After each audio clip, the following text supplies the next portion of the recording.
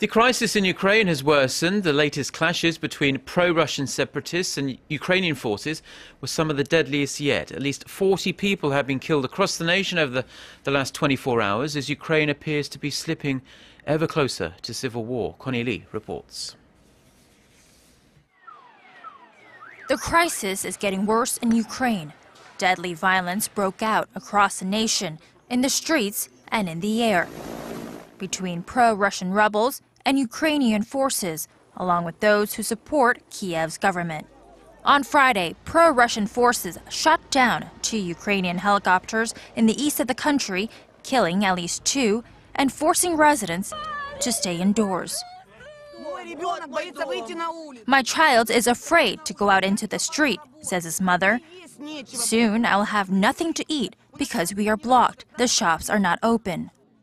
And in the south, a fire that started at a trade building amid clashes killed more than 24 people.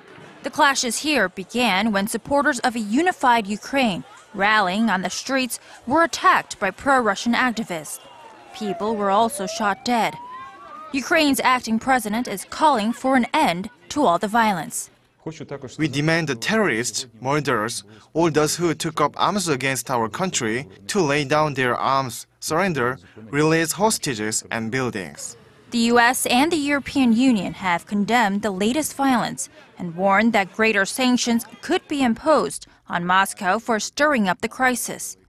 If, in fact, we see the disruptions and the destabilization continuing so severely that it impedes elections on May 25th, we will not have a choice but to move forward with additional, more severe sanctions.